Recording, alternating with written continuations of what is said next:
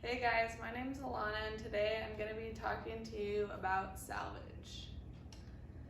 So what is salvage? It's the rescue of vessels or cargo in peril at sea and the reward thereof.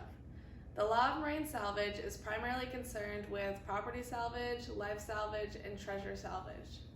There's pure salvage and contract salvage. Pure salvage is strictly volunteer, and contract salvage means that parties have entered into an agreement concerning the salvage efforts. Valid salvage under the General Maritime Law states that there must be a marine peril placing the property at risk of loss, destruction, or deterioration. The salvage service must be voluntarily rendered and not required by an existing duty or special contract. The salvage efforts must be successful in whole or in part.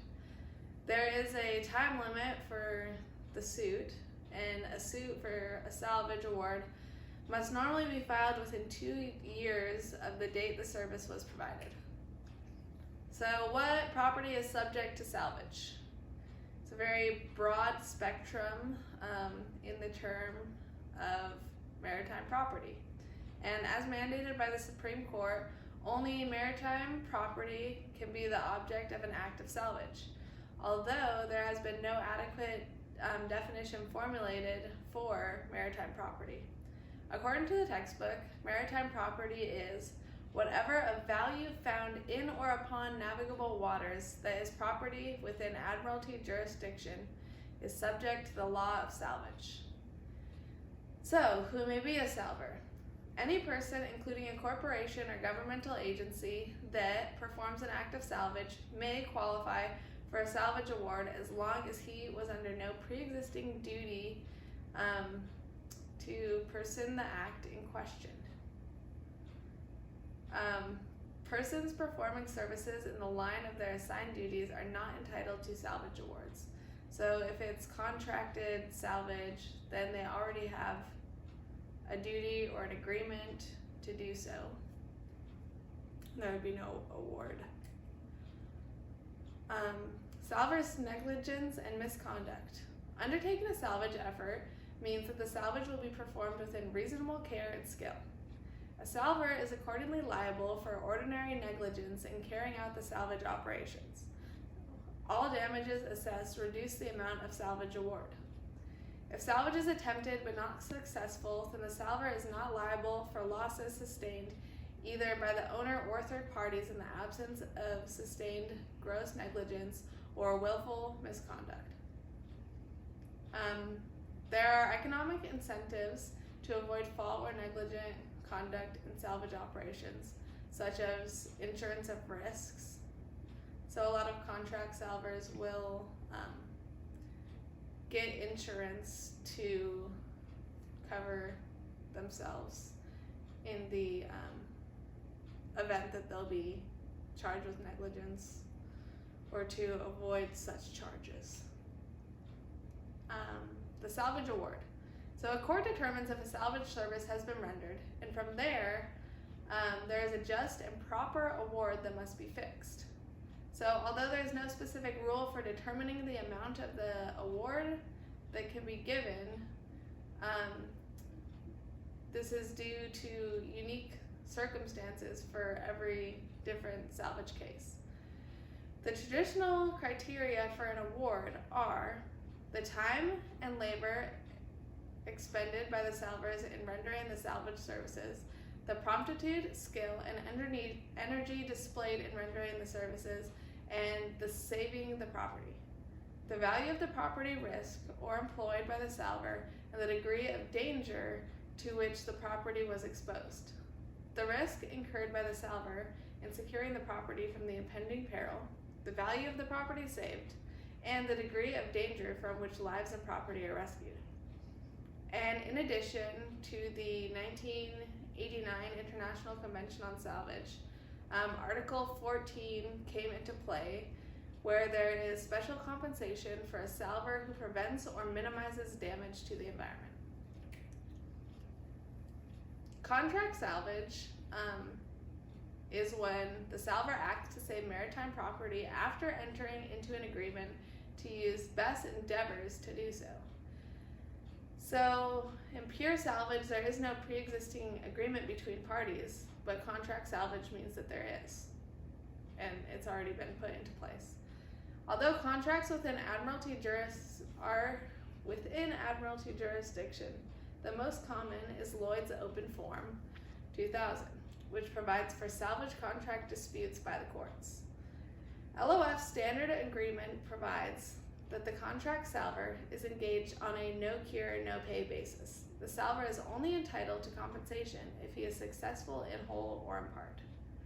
There are special considerations that salvers may be entitled to, with exception of the no-cure, no-pay rule, incorporating a scopic, or special compensation protection and indemnity clause agreement. This exception is typically made when the salver prevents or minimizes damage to the environment. Life salvage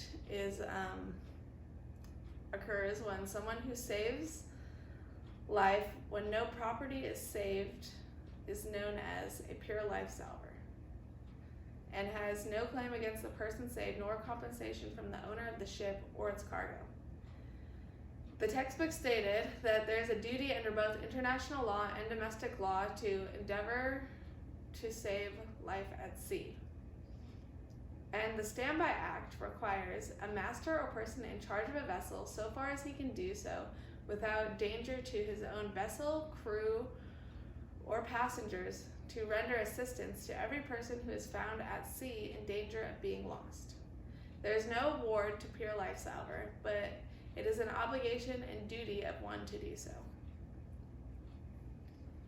So my current event was a cargo ship, MV Golden Ray, that capsized on September 8th in 2019 while it was departing the port of Brunswick, Georgia.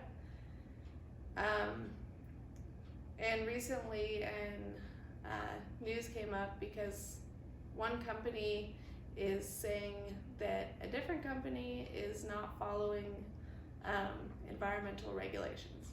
So after the incident, salvor experts and the United States Coast Guard concluded a detailed plan needed to be made to salvage the ship. And a salvage company, Don John Smith, filed a complaint in February of 2020 in the U.S. District Court asking for a judge's injunction to stop any removal efforts of the vessel. The company claimed that the United States Coast Guard would be violating a 1990 federal law in regards to oil spill response. The owner hired T&T Salvage to remove the vessel solely because they agreed to move it in larger chunks than anyone else would, which were up to 4,100 tons, when the courts deemed that it needed to be removed in 600-ton pieces. So this contract went against what was already decided by the courts. Don John Smith made this legal claim, pleading that all of the cars and other cargo on the ship needed to be safely removed to avoid environmental disaster. Neither the Coast Guard or T&T Salvage had made any comments regarding to the claim or future plans for the salvage. It's just been under the radar. So how does this relate to maritime law and marine salvage? So Don John Smith is a rival salvage company with T&T Salvage, so they saw they were doing something wrong and wanted to step in and, out of the goodness of their hearts for the environment. And they looked into the international salvage conventions that T&T Salvage would be violating if they went through with their contract salvage to salvage the MV Golden Ray. And the 1989 Salvage Convention was developed, as I stated earlier, in concern for the environment and the necessity to introduce environmental protection as an important value to marine salvage. This convention supports an effective and timely salvage operation, but promotes minimal harm and damage to the environment. So if T&T Salvage were to follow through with the contract in place, which goes against the court's order, and salvage the ship in bigger pieces than allowed by the law, then they would be exposing the environmental oil spills and violating this convention. So more news will be coming out about this, but I think that overall TNT Salvage will probably still do the salvage job. They'll just change the amount of pieces that they'll take the ship out in so that they don't